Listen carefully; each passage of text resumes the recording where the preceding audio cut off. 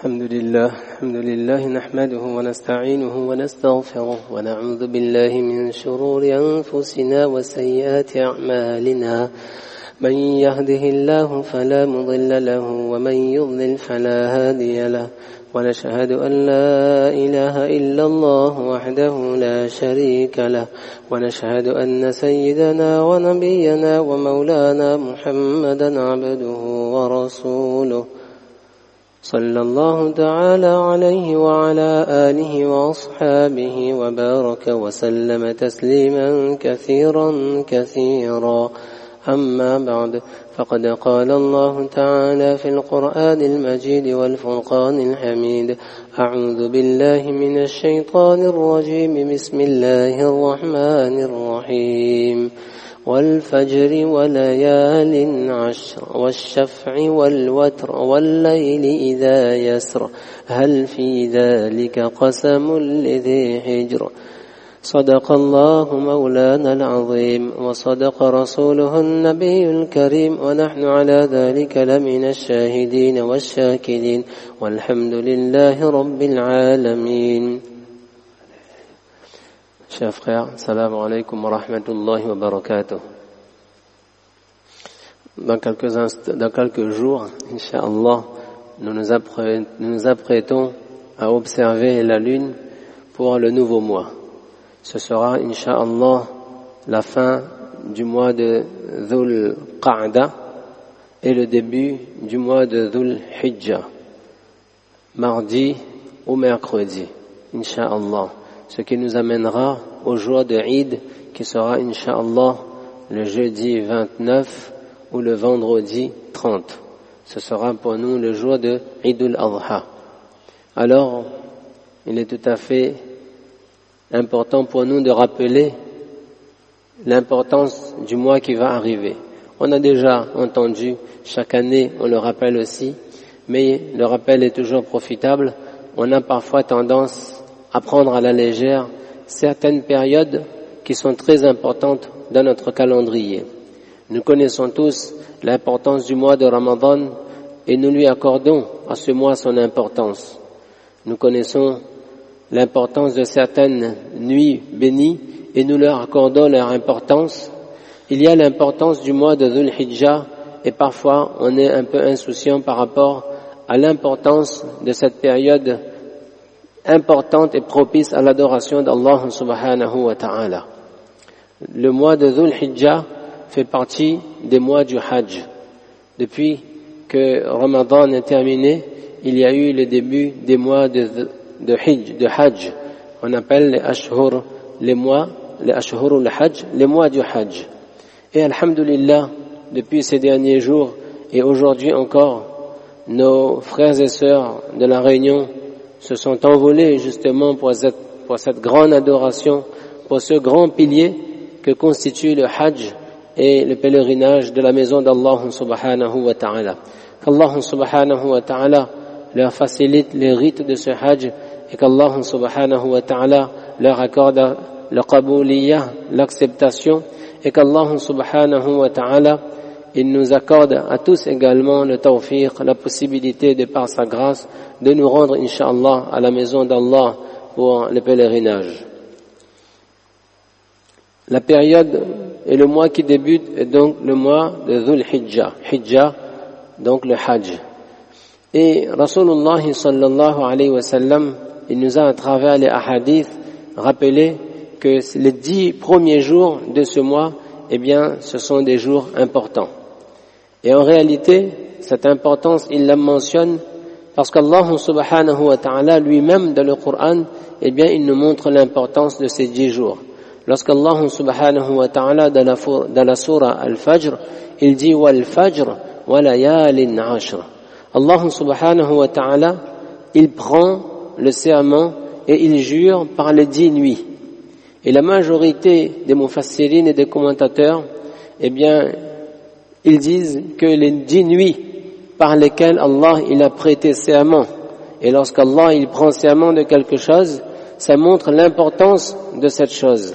Eh bien Allah il a pris serment de ces 10 nuits, et les mufassirin ils disent que ces 10 nuits ce sont les nuits de Dhul Hijjah. les 10 premières nuits de Dhul Hijjah.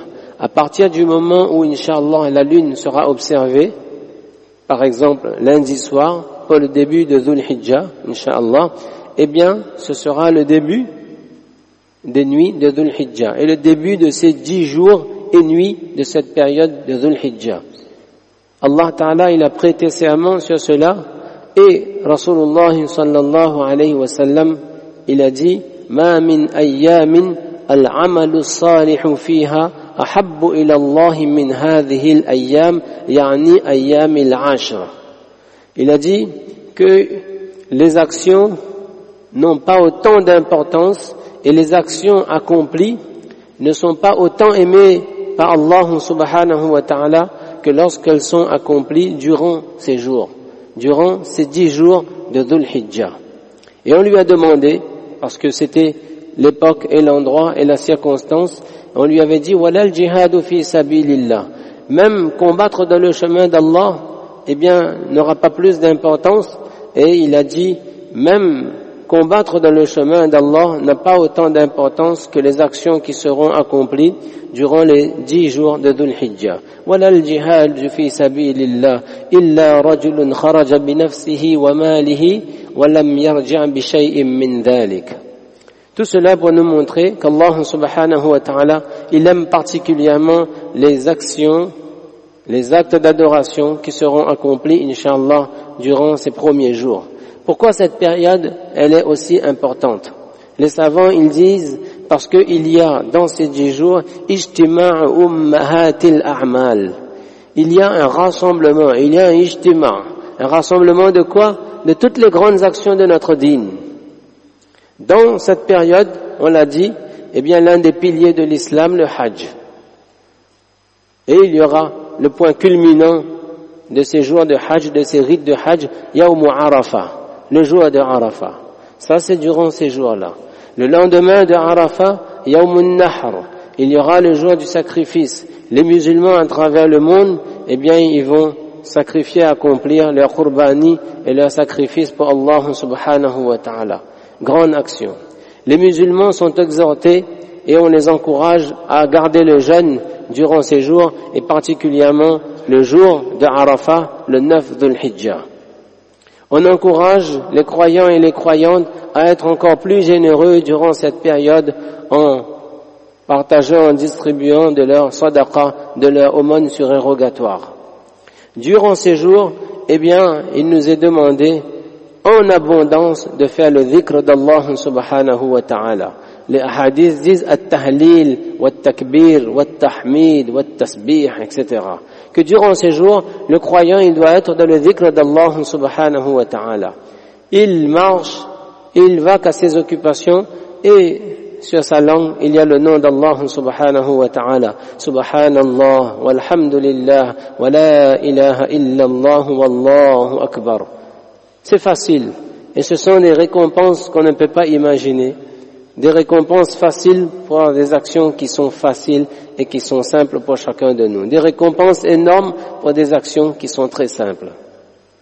Donc, il y a ce ijtima', il y a ce rassemblement de toutes ces actions. Et aux croyants, Inch'Allah, durant ces jours, de profiter et de faire en abondance ces différentes actions. Pour ceux qui le peuvent, Inch'Allah, eh bien de garder les jeûnes, Masha'Allah. Ils sont nombreux et nombreuses, ces frères et sœurs, qui gardent le jeûne pendant tous les jours de Dhul Hijjah, du 1er jusqu'au 9. Évidemment, le 10, eh bien, on ne peut pas jeûner.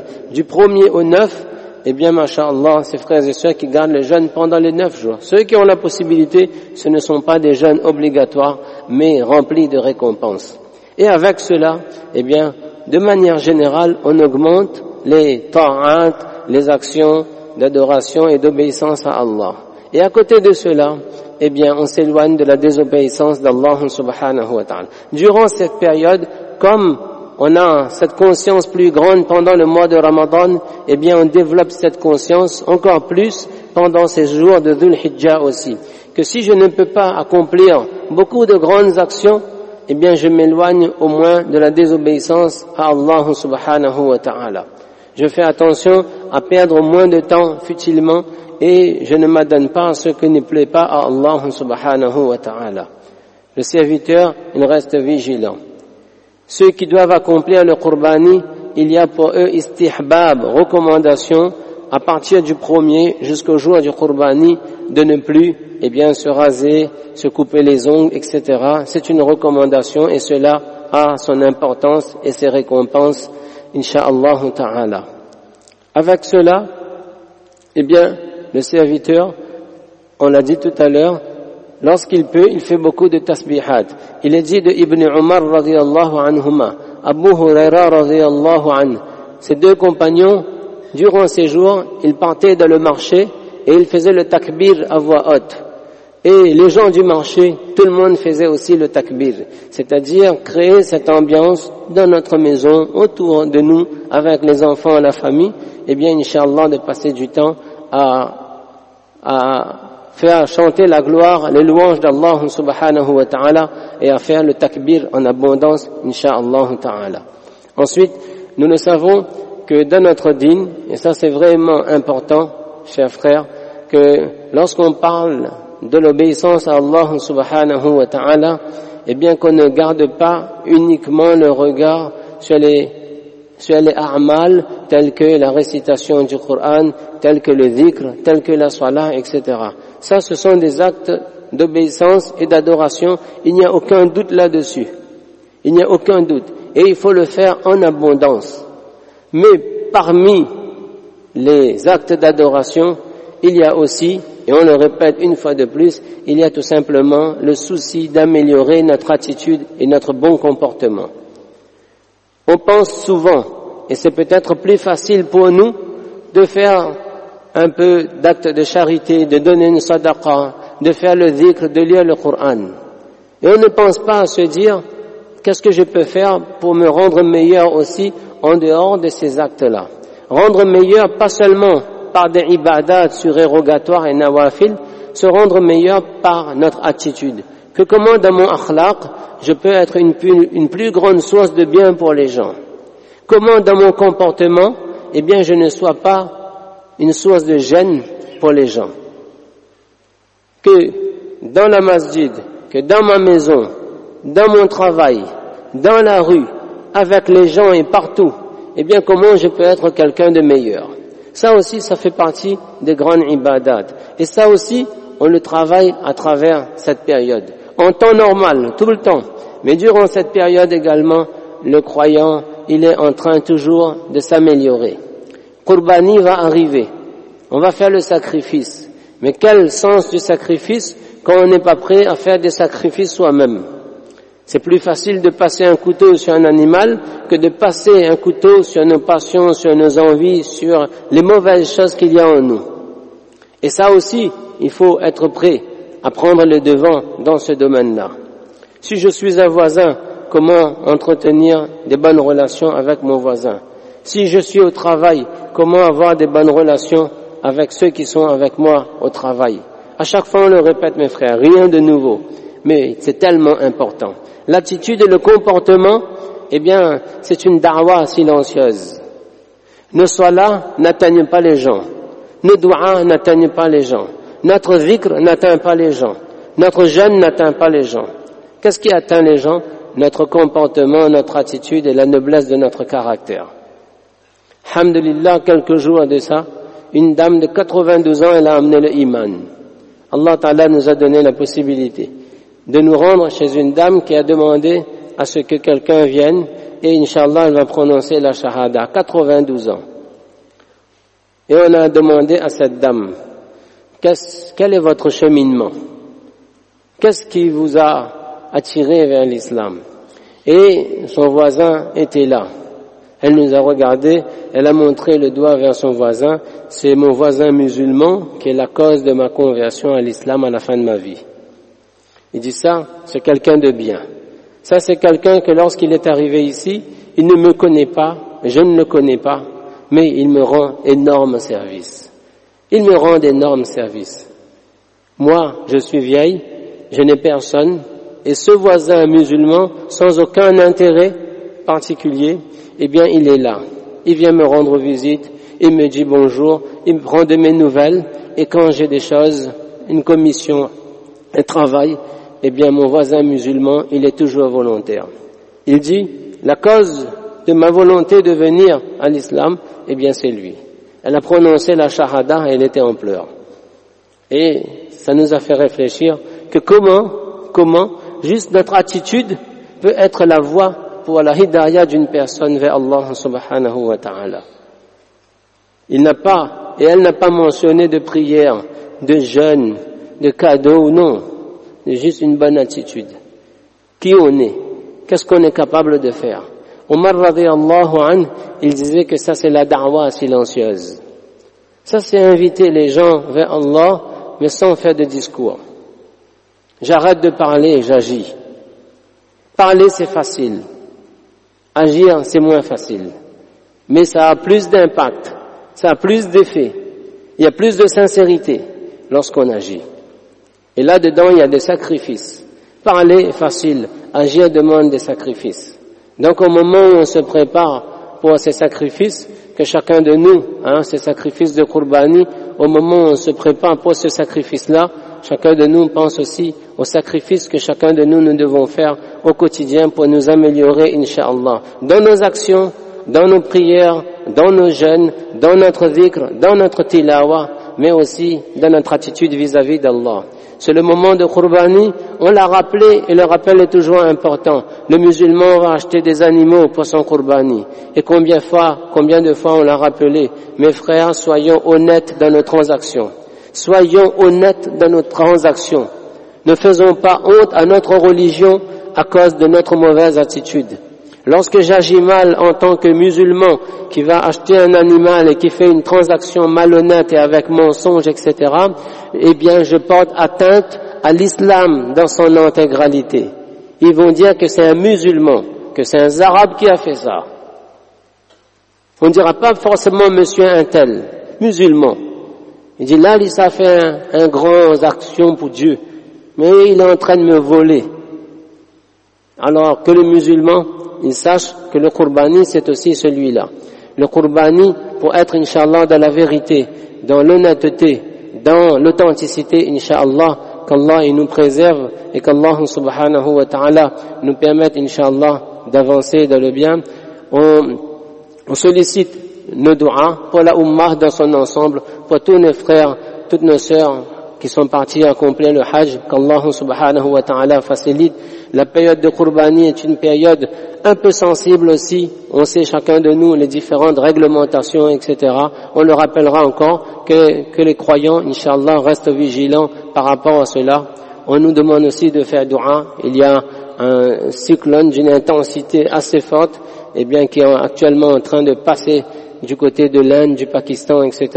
On sollicite les du'as de tout le monde pour qu'Allah subhanahu wa ta'ala préserve la vie de chacun, qu'Allah subhanahu wa ta'ala préserve les biens de chacun et qu'Allah subhanahu wa ta'ala préserve chaque personne autour de la terre. Fajazakumullahu khairan wa akhiru da'wana alhamdulillahi rabbil alamin.